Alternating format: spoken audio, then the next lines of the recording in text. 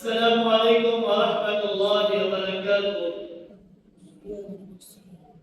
جیسا کہ آپ حضرات کو معلوم ہے کہ آج ہمارے یہاں پر اکٹھے ہونے کی اصل وجہ وہ عید الاضحیٰ کی نماز کا ادا کرنا ہے۔ ہم یہاں پر دین اسلام کا جو دوسرا تہوار ہے جسے عید الاضحیٰ کہا جاتا ہے، اس کی خوشی منانے اور عبادت کو ادا کرنے کے لیے اکٹھے ہوئے ہیں۔ یاد رکھیے گا، اللہ رب العزت نے مسلمانوں کو دو تہوار عطا فرمائے ہیں۔ ایک عید الفطر ہے اور دوسرا عید الاضحیٰ ہے۔ عید الاضحیٰ قربانی والا دن، یوم النحر جسے کہا جاتا ہے۔ آج کے دن عید کی نماز کے بعد ہم لوگ اپنے اپنے گھروں میں جائیں گے اور جا کر مالی قربانی کو سر انجام دیں گے۔ اللہ رب العزت ہم سب کی تمام قربانیوں کو اپنی بارگاہ میں قبول و منظور فرمائے اور ان قربانیوں کو ہمارے لیے باعث نجات بھی بنا دے۔ یاد رکھیے گا، اللہ رب العزت نے یہ جو دو تہوار ہمیں عطا فرمائے ہیں، عید الفطر اور عید الاضحیٰ، یہ کوئی عام تہوار نہیں ہے، بلکہ یہ تہوار ایسے ہیں کہ ان کے اندر جو انسان خوشی مناتا ہے تو اس کا خوش ہونا، خوشی منانا، یہ بھی عبادت کے درجے میں شامل ہو جاتا ہے۔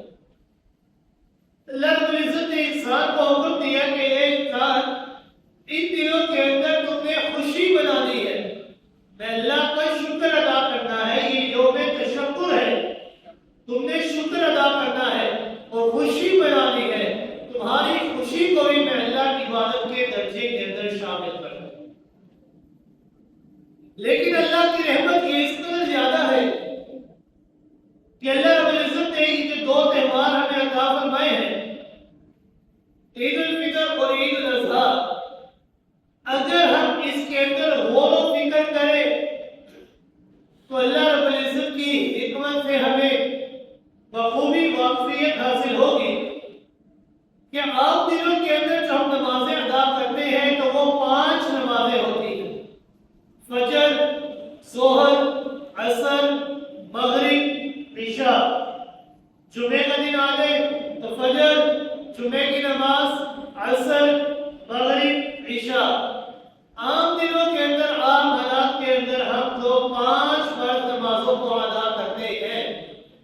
لیکن جب عید الفطر اور عید الاضحیٰ کا دن آ جاتا ہے، یہ خوشی والے دن آ جاتے ہیں، یہ تہوار والے دن آ جاتے ہیں، تو رب کائنات نے فرمایا کہ اے لوگوں، عام دنوں میں تم 5 نمازیں ادا کرتے ہو، لیکن آج کے دن میں اللہ تمہارے اوپر ایک اور نماز کا اضافہ کر رہا ہوں، عید الفطر کی نماز کا اور عید الاضحیٰ کی نماز کا، کہ تم نے ان عیدین کے دنوں کے اندر ان نمازوں کو بھی ادا کرنا۔ کیوں؟ کیونکہ تمہارے لیے یہ ضروری اس لیے ہے کہ تم نے خوشی والے دن بھی میں اللہ کو بھولنا نہیں ہے، تم نے اپنی خوشی کے اندر بھی میں اللہ کو شامل رکھنا ہے۔ اس لیے تم نے آ کر عیدین کی نماز کو ادا کرنا ہے، اللہ کا شکر ادا کرنا ہے کہ اے اللہ، تو نے ہم نے اتنی بڑی عبادت کو ادا کرنے کی توفیق عطا فرمائی ہے، اس کے اوپر ہم تیرا شکر ادا کرتے ہیں۔ اور جب انسان اللہ کے انعامات کا، رحمتوں کا شکر ادا کرتا ہے تو اللہ کا اعلان ہے لَإِن شَكَرْتُمْ لَأَزِيدَنَّكُمْ، اس شکر کی بدولت میں اللہ تمہاری نعمتوں کے اندر اور اضافہ کرتا ہے۔ یہ جو عید الاضحیٰ کی نماز ہے، عید الاضحیٰ کے دن ہے، یوم النحر جسے کہا جاتا ہے، اس کا بہت ہی گہرا پس منظر ہے۔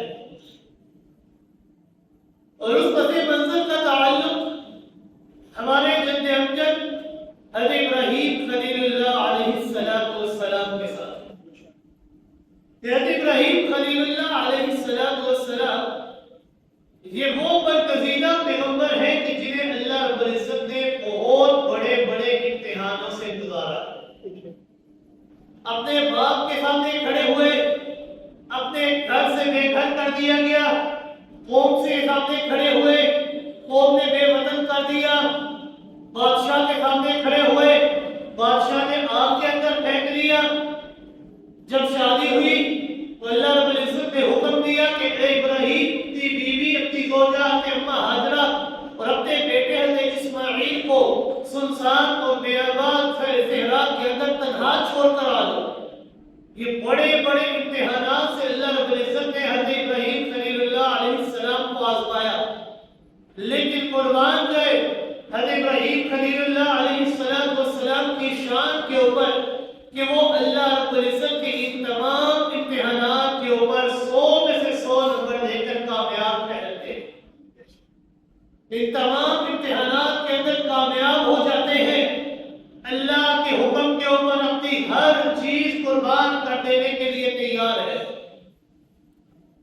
کیونکہ آپ صلی اللہ علیہ وسلم کا فرمان ہے کہ جو انبیاء ہوتے ہیں ان کو اللہ رب العزت بہت بڑے بڑے امتحانات سے گزارتے ہیں. حضرت ابراہیم خلیل اللہ علیہ السلام کو اور بھی بڑے امتحانات سے گزارا. کیوں؟ کیونکہ انہیں جد الانبیاء ہونے کا شرف اللہ نے عطا فرمایا. اللہ رب العزت نے ان امتحانات سے گزارنے کے بعد اب ایک اور امتحان لیا. ماضی کے کٹھن امتحانات کو عبور کرنے کے بعد اب ایک اور امتحان کی تیاری ہے. آزمائش کا ایک دریا بالکل سامنے کھڑا ہے، اور یہ امتحان اور یہ آزمائش یہ کوئی عام آزمائش نہیں ہے، بلکہ دیگر تمام آزمائشوں اور امتحانوں سے بھی بڑی آزمائش اور تکلیف تھی. حضرت ابراہیم خلیل اللہ علیہ السلام مسلسل 3 راتیں ایک خواب دیکھتے ہیں. اس خواب کے اندر دیکھتے ہوئے کہتے ہیں کہ میں نے 3 راتیں مسلسل یہ خواب دیکھا کہ میں اپنے بیٹے حضرت اسماعیل علیہ السلام کی گردن کے اوپر چھری چلا رہا ہوں. یاد رکھیے گا کہ انبیاء کا خواب یہ دوسرے لوگوں کے خوابوں کی طرح ظنی نہیں ہوتا، یہ گمان نہیں ہوتا کہ جس طرح ہم لوگ خواب دیکھتے ہیں تو ہم ان خوابوں کو یوں چھوڑ دیتے ہیں کیونکہ ہمارے خواب جو ہے وہ گمان ہوا کرتے ہیں. لیکن جو انبیاء ہیں ان کے جو خواب ہیں وہ اسی طرح وحی کا درجہ رکھتے ہیں جس طرح وہ اپنے دن کی زندگی گزارتے ہوئے اپنے چلتے پھرتے کاموں کے درمیان وحی نازل ہوتی ہے، اسی طرح جو راتوں کے خواب ہیں وہ بھی وحی کا درجہ رکھتے ہیں. آپ صلی اللہ علیہ وسلم نے فرمایا وَرُعْيَ الْأَنْبِيَاءِ وَحْيًا كَالْوَحْيِ فِي الْيَقْظَةِ کہ انبیاء کے جو خواب ہیں وہ بھی وحی کا درجہ رکھتے ہیں. جس طرح بیداری کی حالت میں وحی نازل ہوتی ہے اسی طرح خواب کے اندر بھی جو وہ دیکھتے ہیں وہ بھی وحی کا درجہ رکھا کرتے ہیں. ان کے خواب ہمارے خوابوں کی طرح ظنی نہیں ہوتے.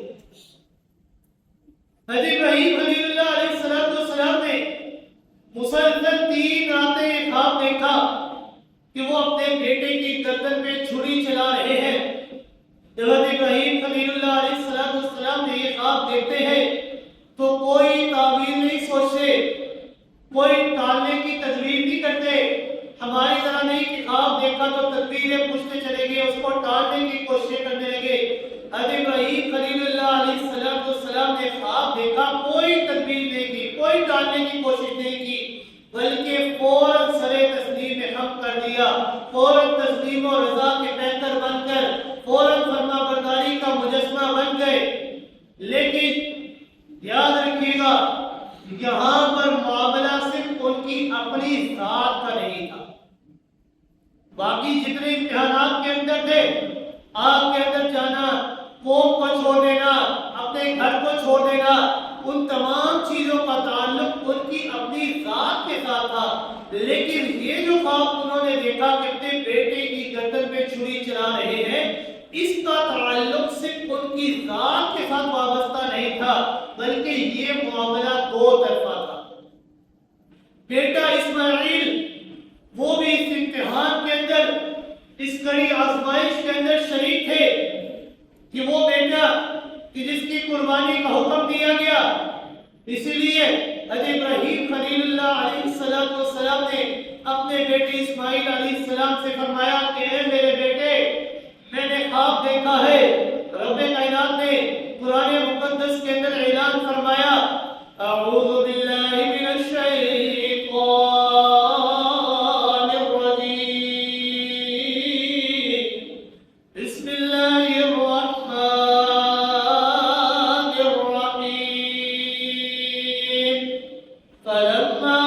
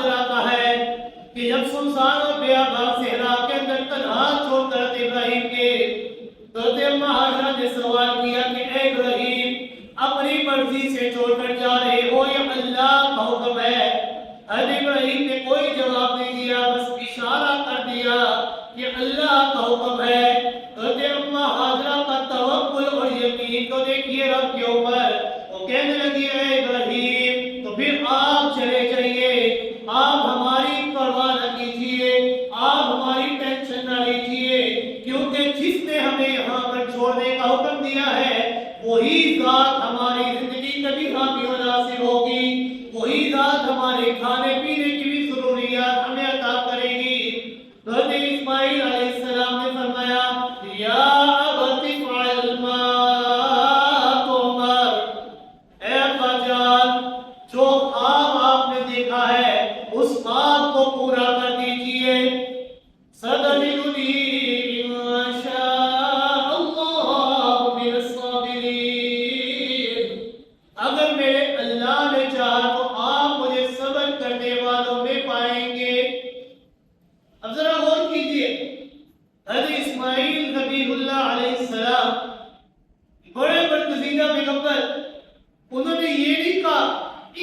साबिरा, कि आप मुझे सब्र करने वाला पाएंगे।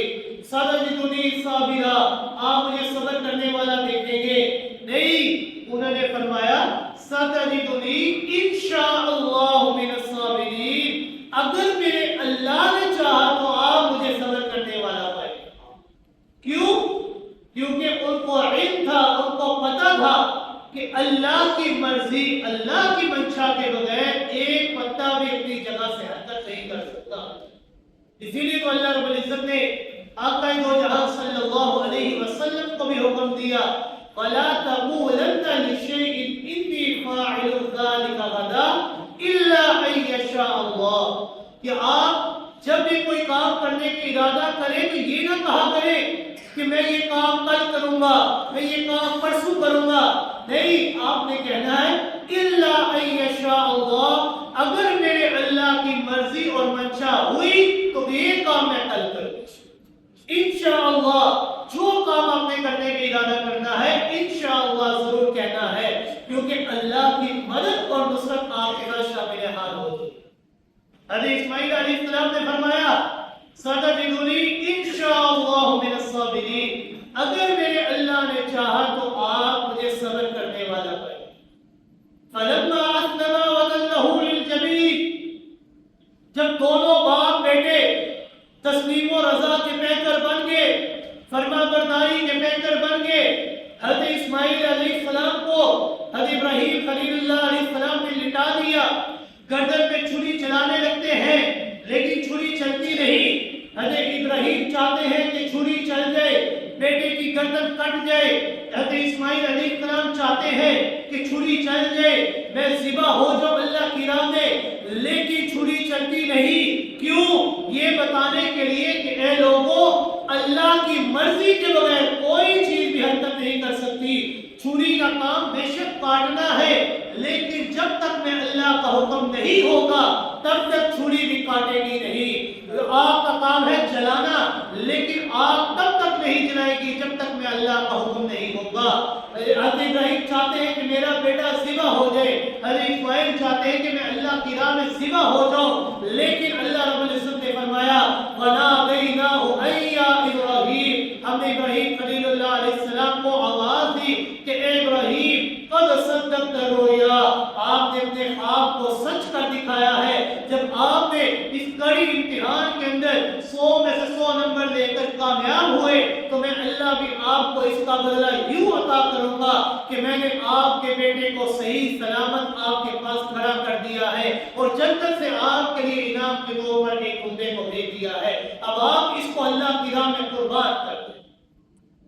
वनादैनाहु अय्या इब्राहीम कद सद्दक़्ता रुया, आपने अपने ख्वाब को सच कर दिखाया है। इन्ना कज़ालिका नज़्ज़िल मुहसिनीन, और हम अपने नेकोकार बंदों को कि जो अपने रब के ऊपर तवक्कुल करते हैं, जो अपने रब के ऊपर यकीन रखते हैं, हम उन्हें यूं ही बदला देते हैं कि हम उनको उनकी महबूब चीज वापस अता कर दें। याद रखिएगा, ये कोई कहानी नहीं थी, बल्कि बहुत बड़ा इम्तिहान और आजमाइश थी। इतना बड़ा इम्तिहान था कि खुद रब्बे कायनात ने फरमाया इन्ना हाज़ा लहुल बलागुल मुबीन, कि इंसान अपनी हद तक, अपनी रात तक तो तकलीफें, मुसीबतें, आजमाइशें बर्दाश्त कर लेता है, लेकिन कोई इंसान उसका दिल इतना बड़ा नहीं होता कि अपनी औलाद के लिए तकलीफ और आजमाइश बर्दाश्त करे। हर बाप की कोशिश ये होती है कि वो अपने बेटे को, अपनी औलाद को आसानियों से आसानियां अता करे, लेकिन अपने बेटे की गर्दन पे छुरी चलाना ये बहुत बड़ा इम्तिहान था। ये कोई कहानी नहीं थी, ये इम्तिहान था। पहले से इल्म नहीं था, पहले से इल्म होता तो ये कहानी बनती, लेकिन ये कोई कहानी नहीं थी। पहले से हज़रत इब्राहीम को पता था कि मैंने बेटे की गर्दन पे छुरी चलानी है, अल्लाह ने छुरी को चलने नहीं देना, जन्नत से दुम्बे को भेज देना है। हज़रत इस्माइल को भी इल्म नहीं था कि मैंने ज़िबा नहीं होना, अल्लाह ने मेरी जगह दुम्बे को भेज देना है। अगर इल्म होता तो ये कहानी बन जाती, लेकिन अल्लाह ने फरमाया न इब्राहीम को पता था न इस्माइल को पता था, और अगर इल्म था तो सिर्फ और सिर्फ में अल्लाह के पास था। इसीलिए अल्लाह ने फरमाया इन्ना हाज़ा लहुल बलागुल मुबीन, کہ یہ واضح اور بہت بڑی آزمائش اور امتحان کا وقت تھا۔ حضرت ابراہیم خلیل اللہ علیہ السلام، حضرت اسماعیل علیہ السلام اس بہت بڑی آزمائش کے اندر کھڑے ٹھہرے اور 100 میں سے 100 نمبر لے کر کامیاب ہوئے۔ یاد رکھیے گا کہ یہ جو جانور ہم اللہ کی راہ میں قربان کرتے ہیں، ہر سال لاکھوں کی تعداد میں، کروڑوں کی تعداد میں جانور کو قربان کیا جاتا ہے۔ تو یاد رکھیے گا قربانی کا جو اصل مقصد ہے وہ یہ نہیں ہے کہ آپ اللہ کی راہ میں جانور کو قربان کریں۔ قربانی کا جو اصل مقصد ہے وہ یہ ہے کہ آپ اپنے اندر کے جانور کو، اپنے نفس کو اللہ کی راہ میں قربان کریں۔ اللہ رب العزت کو یہ ضرورت نہیں تھی کہ ابراہیم میرے رستے میں جانور قربان کرے، اللہ کو یہ ضرورت نہیں تھی کہ اللہ رب ابراہیم میرے رستے میں اپنے بیٹے کو قربان کرے۔ اللہ رب العزت کو جو ضرورت تھی وہ یہ تھی کہ حضرت ابراہیم خلیل اللہ علیہ السلام اپنی محبوب چیز کو میں اللہ کے راستے میں قربان کرے۔ وہ بیٹا کہ 80 سال تک اللہ کی راہ میں مانگتے رہے، اللہ سے دعائیں کرتے رہے، 80 سال کی عمر میں اللہ نے بیٹے کی خوشخبری عطا فرمائی۔ وہ بیٹا جو ساتھ دینے کے لیے، ہاتھ نبھانے کے لیے تیار ہو گیا، اللہ رب العزت نے حکم دیا کہ اپنے بیٹے کی گردن پہ چھری چلا دو۔ کتنی بڑی آزمائش تھی۔ اللہ رب العزت کو کسی جانور کی ضرورت نہیں تھی۔ اللہ رب العزت نے جو مانگا تھا ابراہیم علیہ السلام سے، یہ لوگوں کو بتانے کے لیے کہ اے لوگوں، تم نے اپنی محبوب چیز کو میں اللہ کے راستے میں قربان کر دینا ہے۔ کیونکہ اصل قربانی یہ ہے کہ آپ اپنی محبوب چیز کو اللہ کے راستے میں قربان کریں۔ وہ چیز نہیں جو آسانی سے حاصل ہو جائے۔ اصل قربانی کہتے ہیں کہ آپ نے صرف جانور کو قربان نہیں کرنا، بلکہ اپنے نفس کے اندر کے جانور کو قربان کرنا ہے، اپنی انا کو، اپنے غرور کو، اپنے تکبر کو، ایک دوسرے کے حسد کو، بغض کو، ان تمام چیزوں کو قربان کرنے کا اصل نام ہے قربانی۔ کہ صرف جانور کی گردن پہ چھری چلا دینا یہ قربانی نہیں ہوتی۔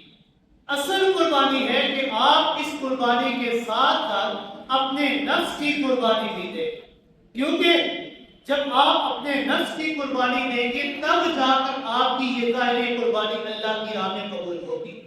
اللہ رب العزت نے صاف صاف لوگوں کو بتایا، سورہ حج ہے، آیت نمبر 37 ہے، 17واں سپارہ ہے۔ رب کائنات نے فرمایا لَن يَنَالَ اللَّهَ لُحُومُهَا وَلَا دِمَاؤُهَا وَلَكِنْ يَنَالُهُ التَّقْوَىٰ مِنكُمْ۔ کہ لوگوں یہ جو تم جانور قربان کرتے ہو، ان جانور کا خون، ان جانوروں کا گوشت یہ میں اللہ کو نہیں پوچھتا، ان کا فائدہ تم ہی اٹھاتے ہو، ان کا استعمال تم ہی کرتے ہو، لیکن میں اللہ کے پاس جو چیز پہنچتی ہے وہ ہے تمہارا تقویٰ۔